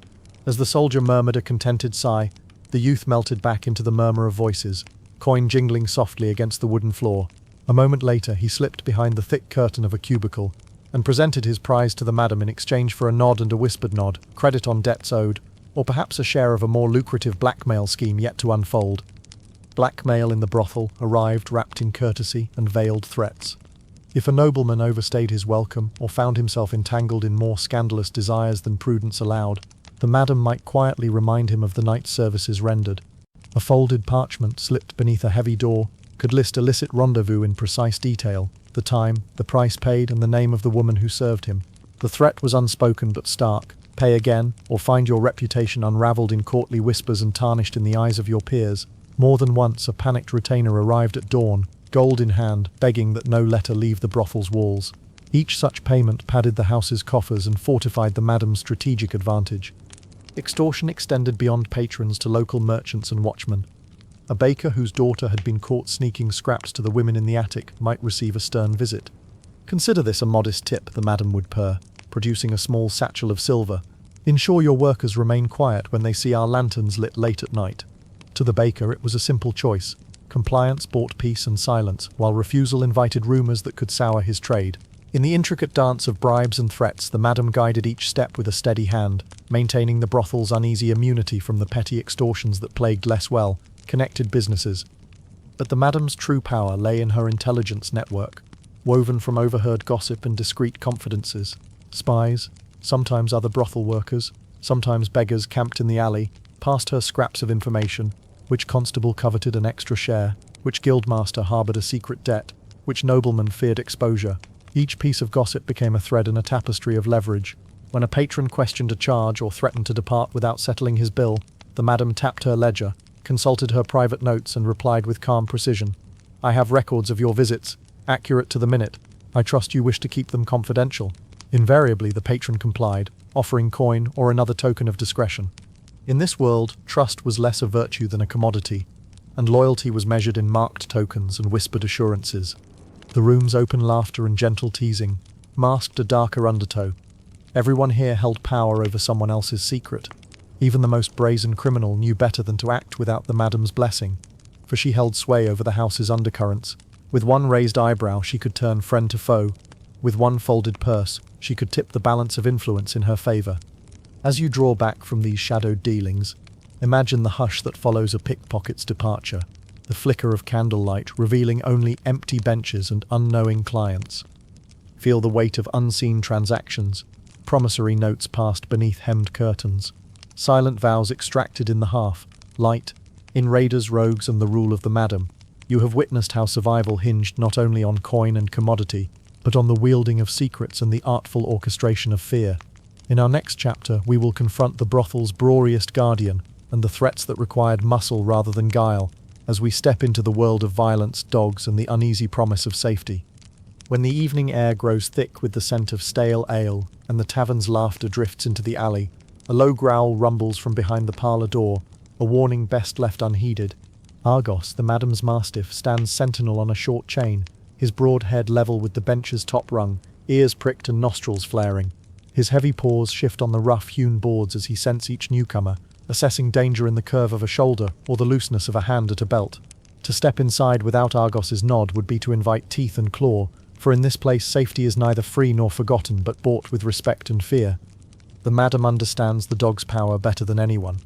At dusk, she unclasps his iron collar and allows Argos a brief romp in the courtyard, where he patrols the edges of stacked straw and broken tiles. His massive head dips low, sniffing for rodents and mischief alike, while the women inside steel themselves for the night's more human threats. When Argos returns, the madam greets him with a quiet word and snaps the collar back into place. In that click lies the unspoken promise of protection. The mastiff will guard the threshold as fiercely as he would defend his own pups. Inside, voices rise in polite conversation, but tension simmers beneath each smile. The brothel's patrons range from weary soldiers to well-heeled merchants, and some arrive already armed with steel and suspicion. On more than one night, a drunken brawler has stumbled through the door, gauntleted hand swinging blindly at shadows. Argos's hackles rise, and the madam, poised just behind him, issues a soft command. In an instant, the dog lunges forward, his bark like a battering ram. The intruder freezes, knuckles white on the haft of his sword, and one stern look from Argos sends him stumbling backward, hastily surrendering his blade in a scrape of metal. Yet not all dangers wear steel. Highwaymen, emboldened by moonlight, have been known to shadow departing patrons, intent on robbing them under cover of night. To counter this threat, the madam employs a network of guards, men-at-arms who linger just beyond the alley's mouth, hidden behind barrels and shadowed corners. When a wealthy client emerges, purse in hand and lamp held high, a guard steps forward with silent precision, escorting him through the winding streets to safety. Should the highwaymen strike, they find not an easy target, but a small company ready with spear and sword, and often a mastiff's howl echoing from the darkness. Inside the brothel, whispers of past violence linger in the rafters. Some stories speak of a knife flash in a cubicle, where a jealous patron struck out at a rival who dared trespass on his favoured woman. Others tell of a guard's heavy cudgel laid across the floorboards as a warning to pickpockets and blackmailers alike. In these cramped chambers, every sound, the scuff of boots, the clink of metal, the dog's guttural bark serves as a reminder that comfort remains a distant hope when survival depends on vigilance. When a particularly dangerous client arrives, eyes darting like a trapped animal, the madam moves with silent grace. She stands between Argos and the parlor's benches, her voice soft but unyielding as she negotiates terms of entry. She knows which men relish a fight, and she uses that knowledge to her advantage. A raised eyebrow here, a single word there, and the man's aggression cools, redirected into an extra payment for private security or a larger tip for discretion. In this way, the madam wields her own brand of force, softer than Argos's jaws but no less effective. As midnight deepens, the alley outside grows colder, and Argos's vigilance never falters. He circles the parlor's threshold with measured tread, nose lowered, ears flicking toward distant sounds, a footstep on loose gravel, a shiver of movement among the shadows. Inside, the women drift toward their cubicles, blankets drawn tight, knowing that beyond the thin walls, the mastiff stands between them and the night's dangers. In that steady watch they find a terrible comfort, that even here, in a house shaped by vice and necessity, there exists a protector whose fierce loyalty reminds them that survival is a matter of both cunning and strength.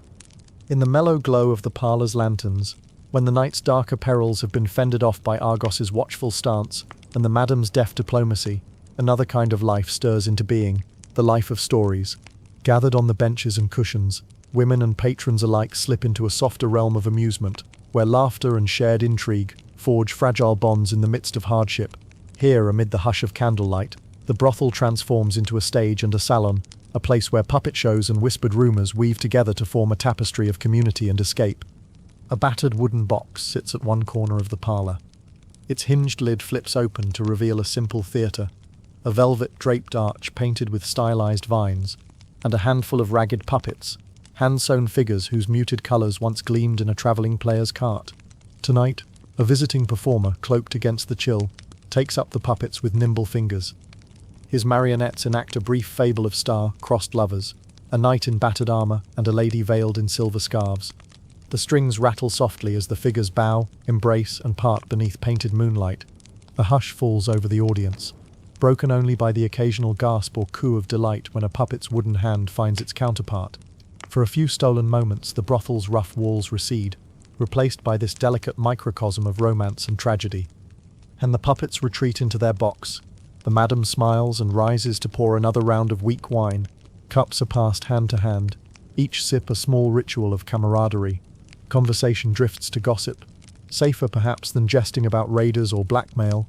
Soft voices trade news of the town's most favored knights, whose armor gleams brightest in the tournament fields, of the merchant's daughter said to harbor a secret bow in the stables, and of the mayor's somber wife rumored to be under watch for clandestine meetings with a traveling minstrel.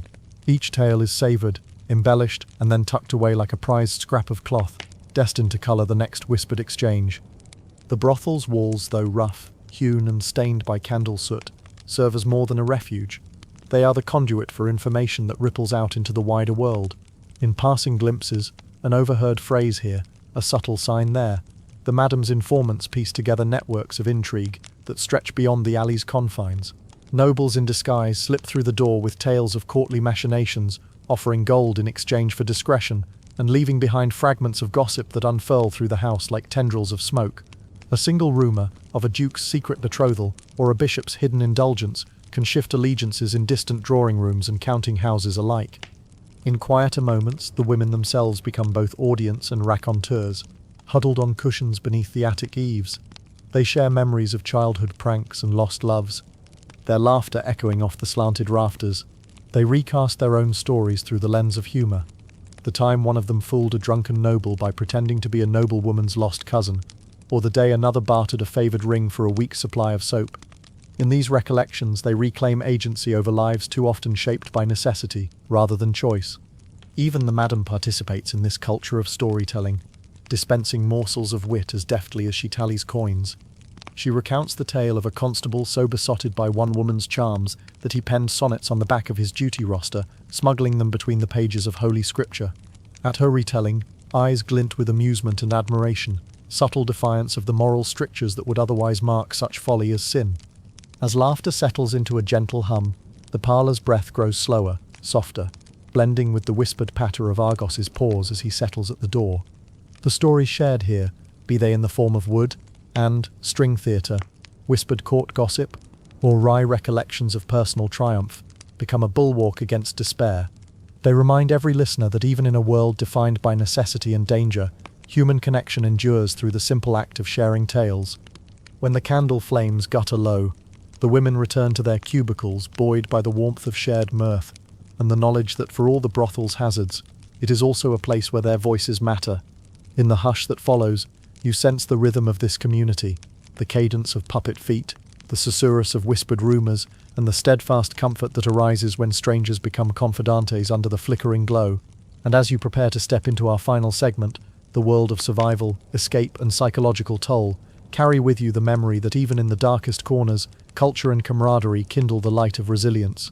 Night deepens in the narrow alley, and within the brothel's hushed walls, a different kind of vigil begins. Here, endurance is woven from the smallest comforts. A shared cup of watered wine passed between trembling hands, a fleeting drag on a hemp pipe carrying enough smoke to blur the edges of pain. In the parlor's low glow, women who have spent hours bartering body and dignity now turn those worn vessels into vessels of relief. They inch forward on the benches, gathering in an intimate circle, each bringing a token of solace: cloves steeped in hot water to ease aching limbs, a scrap of milky cheese to quell rumbling hunger, a handful of dried lavender to calm frayed nerves.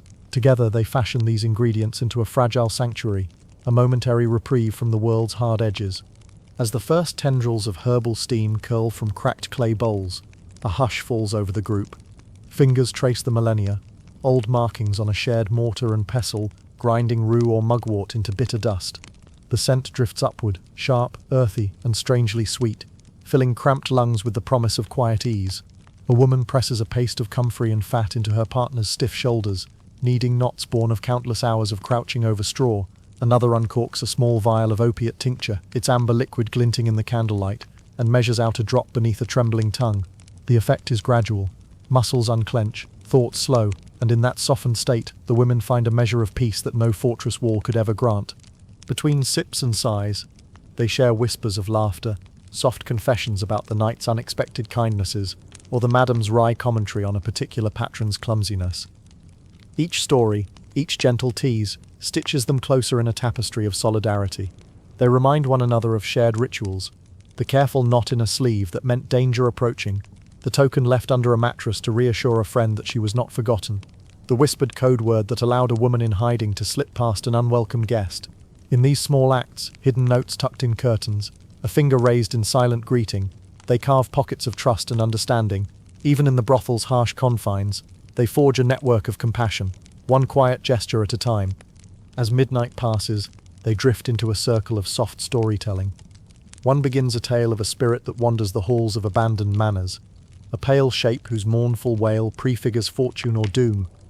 The others lean in, eyes reflecting candlelight, as the storyteller describes how the ghost's arrival is always preceded by the scent of crushed roses, an olfactory omen learned from a grandmother's lullabies.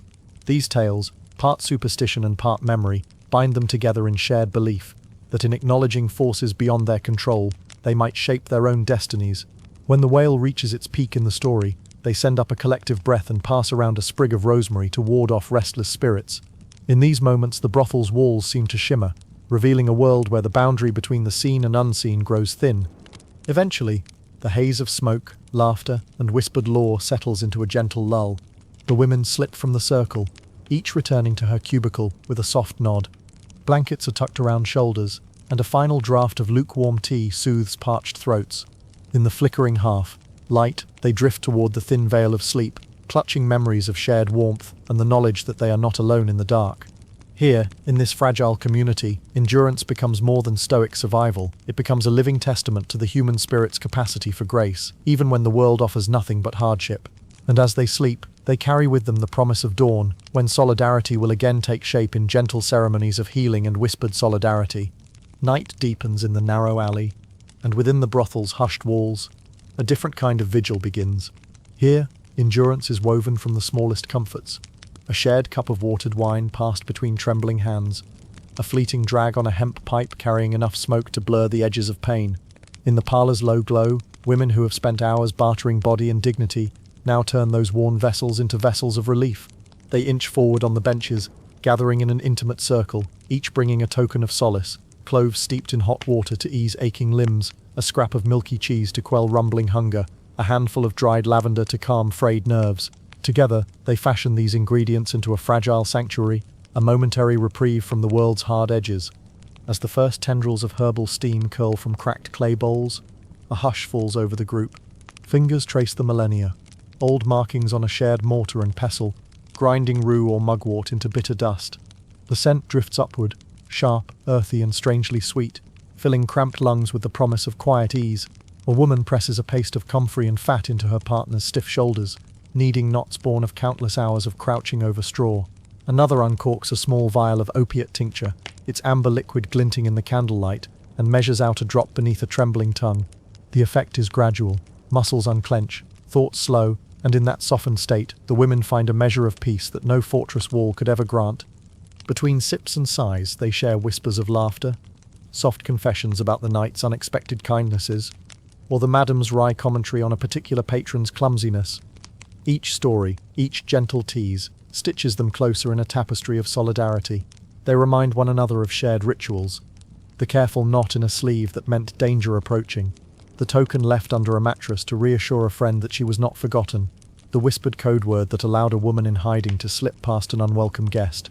In these small acts, hidden notes tucked in curtains, a finger raised in silent greeting, they carve pockets of trust and understanding.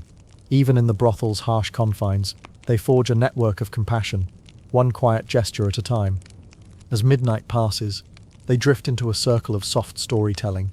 One begins a tale of a spirit that wanders the halls of abandoned manors, a pale shape whose mournful wail prefigures fortune or doom. The others lean in, eyes reflecting candlelight, as the storyteller describes how the ghost's arrival is always preceded by the scent of crushed roses, an olfactory omen learned from a grandmother's lullabies. These tales, part superstition and part memory, bind them together in shared belief that in acknowledging forces beyond their control, they might shape their own destinies. When the wail reaches its peak in the story, they send up a collective breath and pass around a sprig of rosemary to ward off restless spirits. In these moments, the brothel's walls seem to shimmer, revealing a world where the boundary between the seen and unseen grows thin. Eventually, the haze of smoke, laughter, and whispered lore settles into a gentle lull.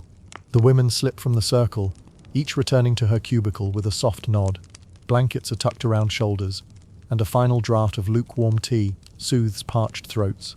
In the flickering half-light, they drift toward the thin veil of sleep, clutching memories of shared warmth, and the knowledge that they are not alone in the dark. Here, in this fragile community, endurance becomes more than stoic survival. It becomes a living testament to the human spirit's capacity for grace, even when the world offers nothing but hardship. And as they sleep, they carry with them the promise of dawn, when solidarity will again take shape in gentle ceremonies of healing and whispered solidarity. In the stillness that follows the parlor's evening rituals, a different kind of gathering stirs behind closed curtains and beneath the sloping eaves of the attic chambers. Here, the women come together not in open circle, but in hushed clusters, each cluster a small constellation of trust flickering against the dark. Their fellowship is woven from secret threads, watchwords whispered at shift's end, knots tied in hems of shifts, and tokens slipped beneath pillows. These unspoken codes form a shadow language that keeps them safe, a silent chorus affirming that they will not face the night's dangers alone. Imagine slipping through the narrow stairwell just after midnight. The world below is hushed into sleep. But here, in the attic's half-light, a few women sit on rough-hewn floorboards. One, her hair cropped close to conceal the telltale nests of lice, reaches under her shift and produces a small wooden token carved into the shape of a sparrow. She holds it out to her companion, whose eyes shine with recognition. In the morning, that token will guide the madam's trusted guard to deliver a fresh bowl of broth and a few scraps of bread, resources that the madam reserves for those marked by hardship. But now, in this secret exchange, the sparrow stands for something more: solidarity. Across the attic, another pair practices a different ritual. One woman lifts a corner of her woolen shift, revealing an inked symbol, a spiraled knot drawn in charcoal that will fade with the first wash, but carry its message through the night. Its meaning: danger approaching, the alley guard is late. The other woman nods, slipping from beneath her blanket, to peer through a narrow attic window. She traces the dark shape of the empty alley with a finger, confirming the threat. Later, when the missing guard fails to appear at the designated post, the women will adjust their positions in the night, ensuring that no single level of the brothel falls entirely silent, no single sentinel entirely unaccounted for. In the dim glow of a single lantern, yet another pair rehearses their code phrases. "The moon eats the stars," one murmurs softly, her voice steady. "The stars will rise with the sun," the other replies. It is meaningless to any outsider, but to them it signals readiness. One of them will slip out the back entrance at cock's crow, carry vital news of a suspicious visitor to the madam's private quarters, and return before the first roosters crow. In a world where the slightest misstep can lead to violence or arrest, this silent back and forth becomes an act of mutual care, a promise carried on the night breeze. Elsewhere in the attic, a woman traces knots in a length of coarse rope. Each knot represents a name, sisters in arms whose debts mirror her own, patrons who have offered kindness in the past, allies in the city's murky power games. She passes the rope to another, who holds a knife blade against each knot, silently untying one for every promise she intends to keep. A safe passage to the tavern's latrine, a share of the evening's stolen wine, a whispered warning when the moral guardians approach. The undone knots become a map of obligations honored, a living testament to reciprocal loyalty. Beneath the faint patter of rain on the attic's worn shingles, they speak of their own beginnings, girls plucked from villages by false promises, women thrust into this hidden world by debts or desperation. Each story circles back to the present. Who among them watched a companion's back during a raid? Who tended a feverish cheek with a poultice of yarrow? Who lifted a blanket to share warmth when blankets were scarce? These recollections traded softly in turns, stitched together individual tales into a communal memoir, reminding every listener that she is part of something larger than her own struggle. The codes are not only about warnings or provisions, they are about compassion. One woman, newly arrived and trembling with fear, receives a folded scrap of linen pressed against her palm. On it is scrawled a single character, the spiral of a rose. It means, you are not alone, help comes at first light. No words are exchanged, only a shared glance, an understanding more powerful than any declaration. Later, when she must face a violent patron or a prying sermon, that tiny rose will bloom in her memory, fueling courage born of solidarity. As the hours wear on, the attic's fellowship deepens. Shadows lengthen, and the traces of knots and charcoal symbols fade beneath the slow drip of condensation. Yet the unspoken contracts they represent remain as vivid as the first scratch of quill on parchment. When dawn finally creeps across the threshold, scattering the secrets hidden in darkness, the women will rise again, each of them carrying the night's covert promises within her heart. They will face the day's transactions and tribulations fortified by the knowledge that, in the hush behind the curtains and in the secret language of tokens and watchwords, they have forged a circle of trust no devil's threat or raider's blade can entirely sever. In these clandestine moments, fellowship transforms survival into resistance. The brothel's walls, rough with soot and scarred by necessity, become not only a prison but also a crucible for solidarity. Through knots and tokens, codes whispered in darkness, and unspoken pledges of aid, the women discover a kind of freedom even in confinement, the freedom to rely on one another, to share burdens too heavy for a single shoulder, and to build a fragile haven of trust in a world that offers little mercy. And as they rise to greet the new day, these secret codes remain their compass, a silent guide through the precarious dance of survival, a covenant forged in the quiet hours when only shadows bore witness to their vow. In the hush of the brothel's deepest night, when candle flames gutter low and the walls seem to hold their breath, the women gather once more beneath the slanted rafters. Here, amid the soft rustle of woolen curtains and the steady drip of unseen leaks, they summon the ancient art of storytelling, invoking ghosts and saints alike to weave a delicate sanctuary against the pressing weight of fear. These tales, born of superstition and shaped by necessity, serve as a lantern in the dark.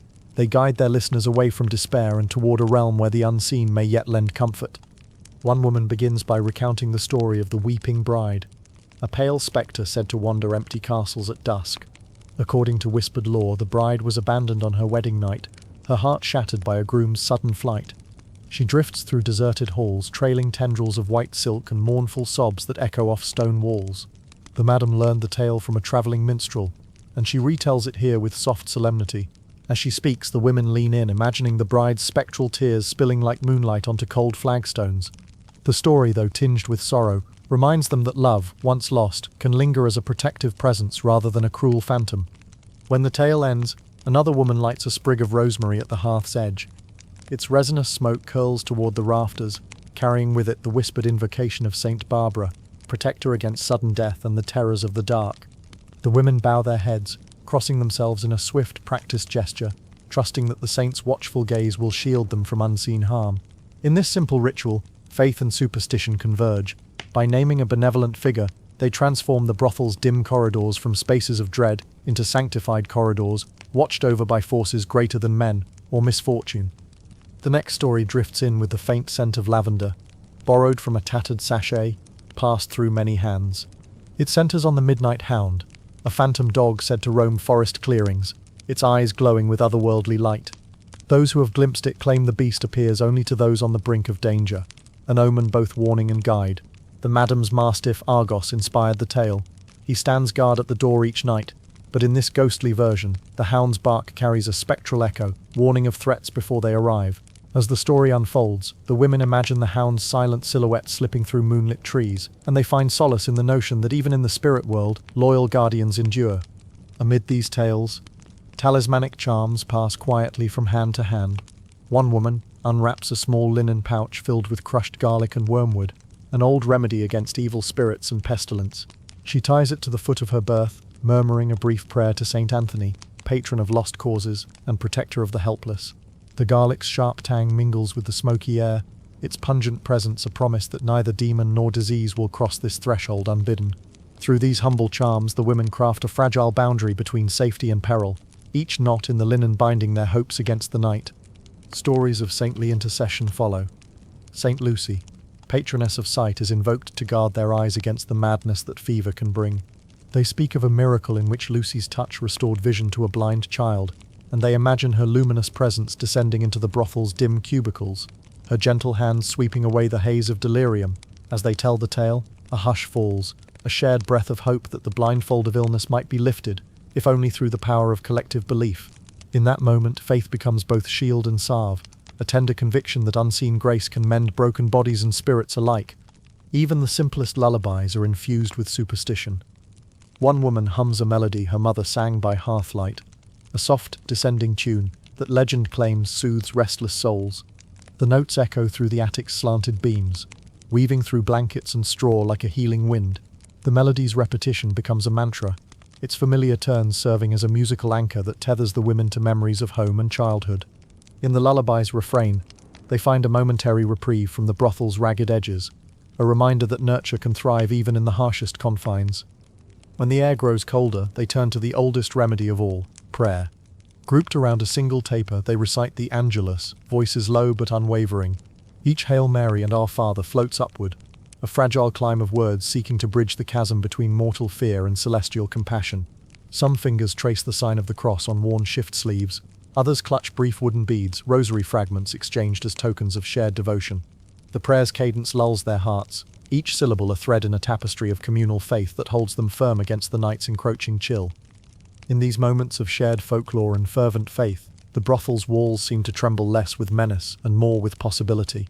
Ghostly brides and phantom hounds give way to saintly intercessions and whispered lullabies, each tale and ritual a carefully placed stone in the sanctuary they build together. By dawn, the stories and prayers have woven a cloak of resilience, strong enough to face the coming day, even as the physical scars of hardship remain. And as the women rise, hearts steadied by the night's sacred rites, they carry with them the flicker of freedom these tales and superstitions have kindled, the knowledge that no matter how dire the world outside, within these walls they have crafted a refuge of belief, powerful enough to endure.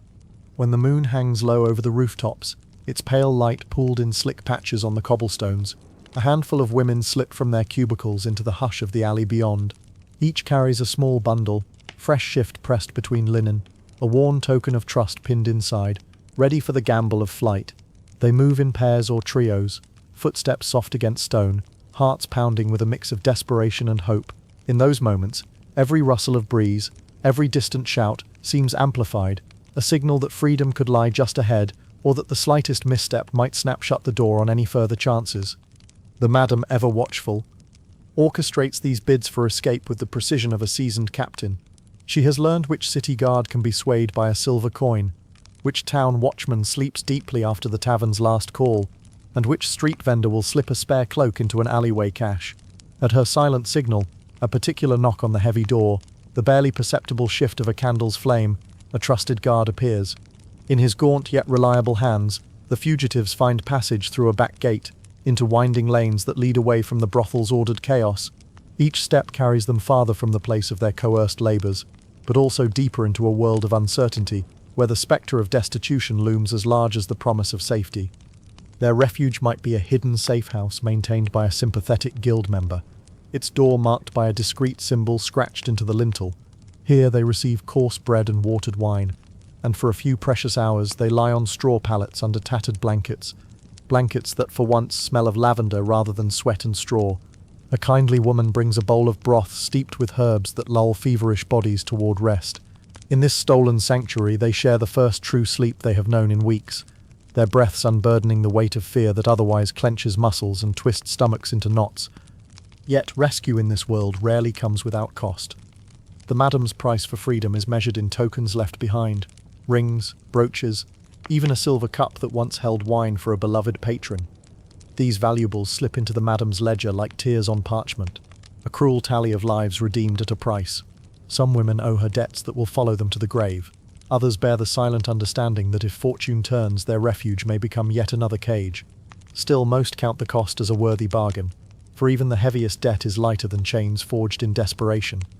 Morning finds them emerging under a wan sun, eyes bleary but spirits tempered by triumph. They part ways with whispered blessings and charred bits of rosemary tucked into shift sleeves, a final charm against lingering danger.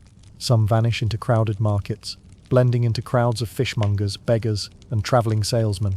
Others hitch a ride on river barges, the gentle lapping of water against hulls a lullaby compared to the brothel's drumming promise of violence. Each departure is both an ending and a beginning, a severing of bonds formed in necessity, and the opening of possibilities shaped by free will rather than fear. But escape does not erase the scars etched deep by trauma. Wounds festering beneath hurried bandages leave lasting reminders, keloids that throb with every shift of weather, aches in joints once beaten into submission, skin still bearing the marks of fever's cruel burn. More imperceptible are the social wounds, the cautious distrust of strangers, the hesitation at doors once flung open by circumstance, the constant vigilance that marks the survivor's gait. Some speak of nightmares in which they are chased through endless corridors of straw and tallow, each turn leading back to the brothel's flickering lamps. Others find themselves drawn back to the alley at dusk, drawn by a tether of memories that no bravery can completely sever. Yet in those same hearts flickers the ember of resilience. Many survivors forge new lives as laundresses, seamstresses, or household servants, carrying with them the lessons of solidarity and code learned in the brothel's cramped quarters. They trade whispered warnings in new quarters, bind each other with tokens of fresh hope, clay roses painted by calloused hands, lengths of ribbon knotted into promises not to forget. Over time, the old scars, both visible and hidden, transform from symbols of victimhood into emblems of survival. They stand as testament to the human spirit's capacity to endure, rebuild, and seek freedom even in the bleakest confines. As we close this chapter of trauma, tricks, and the flicker of freedom, let your mind linger on these women at dawn, blinking into sunlight, their bundles of meager belongings held close, and their eyes alight with the fragile glow of possibility. They carry within them the memory of hardship and the knowledge that escape, while never guaranteed, remains a horizon worth seeking. In their footsteps we find both cautionary tales and quiet inspiration, that even when the world seems determined to bind us, the will to be free can shine brighter than any lock or ledger.